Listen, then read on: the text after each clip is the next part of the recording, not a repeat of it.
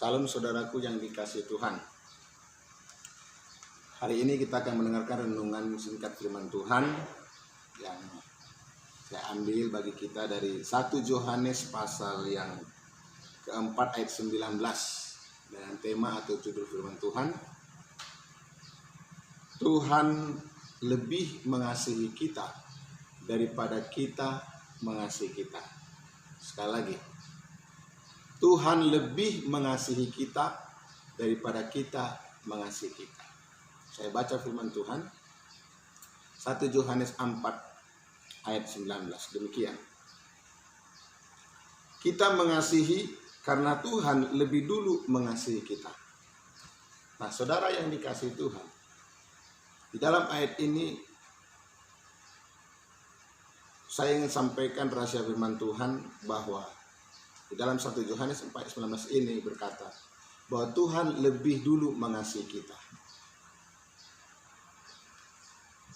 Kalau Tuhan sudah lebih dulu mengasihi kita, berarti kita tidak perlu takut dan khawatir akan hidup ini. Apalagi gelisah, bimbang, apalagi sampai mengalami depresi, terutama di dalam menghadapi situasi saat ini, saudaraku, di masa virus corona COVID-19 yang ada pada saat-saat ini. Kita tidak perlu takut, kita tidak perlu khawatir, bimbang, ragu, apalagi sampai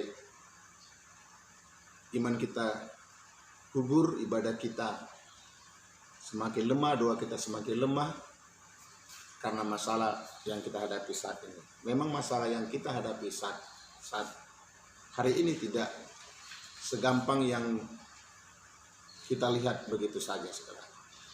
Di mana pada saat masa COVID-19 ini begitu banyak tantangan-rintangan yang kita hadapi. Kita melihat banyak sekarang orang tidak bisa bekerja lagi untuk mendapatkan penghasilan atau gaji untuk kebutuhan di dalam nikah dan keluarga mereka. Kita melihat banyak pekerjaan-pekerjaan, baik ojol, baik para supir-supir, para karyawan, dan yang lain begitu, sangat-sangat bergumul akan kehidupan untuk mereka bisa mendapatkan kebutuhan makan minum mereka sehari. Tetapi firman Tuhan mengingatkan bahwa Tuhan lebih mengasihi kita daripada kita mengasihi diri kita sendiri. Ada amin? Iya. Kalau kita lihat dari 1 Petrus 5 ayat yang maksud saya 1 Petrus pasal 5 ayat 7, saya baca bagi kita 1 Petrus 5 ayat 7, demikian. Serahkanlah segala khawatirmu kepadanya, sebab ia yang memelihara kamu. Untuk bisa kita kuat teguh menghadapi persoalan saat ini, saudaraku, firman Tuhan berkata dalam 1 Petrus 5 ayat 7, serahkanlah segala khawatirmu kepada Tuhan. Kita harus menyerahkan seluruhnya kepada Tuhan dengan sungguh-sungguh di dalam doa kita, di dalam ibadah kita, di dalam penyembahan kita kepada Tuhan. Kalau kita sudah serahkan kepada Tuhan, berarti Tuhan, ya, Bapa di surga, Bapa Yahweh yang akan bertanggung jawab akan sepenuhnya di dalam kehidupan nikah keluarga kita, baik di dalam pelayanan gereja yang Tuhan percayakan kepada kita.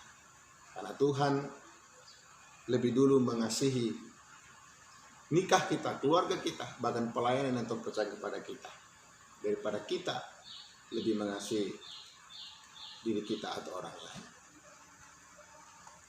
Amin. Iya, saudara. Kita tidak boleh takut, bimbang, terlebih dalam menghadapi COVID-19 ini. Pemerintah juga sudah himbau agar kita jangan terlalu khawatir, terlalu takut. Mana kita melihat virus ini begitu sangat menghantui, sangat menakuti, sehingga membuat orang mungkin banyak yang stres, depresi, bahkan mungkin mundur dari ibadah doanya kepada Tuhan. Tetapi bagi kita, sebagai orang percaya, kita harus kuat dan teguh. Sebab Yesaya pasal 41 ayat 10 berkata, saya baca bagi kita, dengarkan. Yesaya 41 ayat 10, demikian firman Tuhan. Janganlah takut, sebab aku menyertai engkau. Janganlah bimbang, sebab aku ini Tuhanmu. Tuhan berkata kepada kita, jangan takut, jangan bimbang. Itu adalah satu perintah, ingat. Perintah Tuhan itu salah satu adalah berkata, jangan takut, jangan bimbang. Berarti kita harus lakukan perintah ini. Kalau kita takut, kita bimbang, berarti kita sudah melanggar firman Tuhan.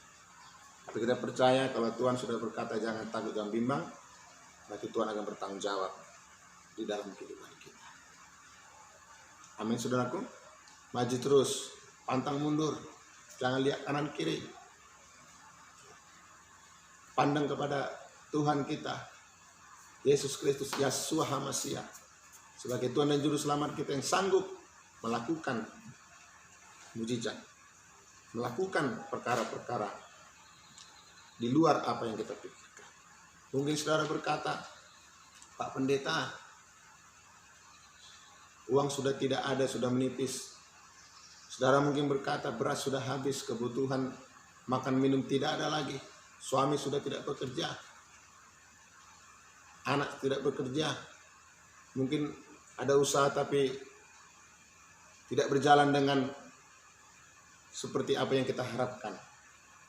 Tetapi ingatlah saudara dikasih Tuhan, janda Sarfat hanya memiliki sedikit minyak dan tepung, tapi dia percaya, dia imani firman Tuhan,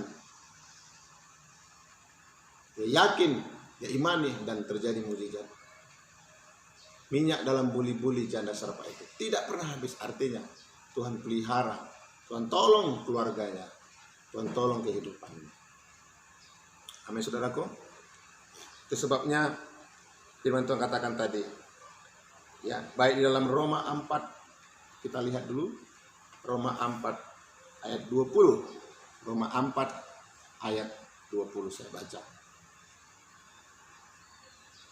Tetapi terhadap janji Tuhan ia tidak bimbang karena ketidakkepercayaan, malah ia diperkuat dalam imannya dan ia memuliakan Tuhan. Roma 4 ayat 20 ini adalah berbicara kehidupan Abraham. Justru di dalam pergumulan, di dalam permasalahan yang datang kepada Abraham, ia tidak bimbang dan bahkan dikatakan imannya semakin diperkuat. Semakin diperkuat dan ia semakin memuliakan Tuhan. Amin. Abraham membangun mezbah, memberikan korban yang harum di hadapan Tuhan. Inilah saatnya masa-masa sekarang ini, kita yang ada di rumah mungkin tidak bisa keluar dengan bebas, bekerja dengan bebas. Perkuatlah iman kita, bangunlah mezbah yang kuat, doa yang kuat, penyembahan yang sungguh, dengan merendahkan hati, berdoa, meminta ampun kepada Tuhan. Karena mungkin ya pasti kita selalu ada kekurangan di mata Tuhan. Seperti Abraham, justru dia semakin memperkuat imannya. Inilah saatnya lewat COVID-19 ini, kita semakin memperkuat iman kita. Satu sisi mungkin Tuhan izinkan COVID-19 ini agar kita lebih mengutamakan Tuhan. Tapi percayalah, 1 Yohanes 4 ayat 19 sudah berkata bahwa Tuhan lebih mengasihi kita, mengasihi istri kita, mengasihi anak-anak, cucu, apapun yang kita perlukan. Imanilah dan jadilah seperti perkataan, jadilah seperti iman yang firman Tuhan katakan. Maka itu akan jadi. Sebab bagi Tuhan tidak ada yang mustahil. Tuhan Yesus Kristus, Yeshua HaMashiach, mengasihi kita semuanya. Tetap teguh, tetap kuat, maju terus di dalam kasih Tuhan. Haleluya. Demikianlah renungan firman Tuhan. Salam.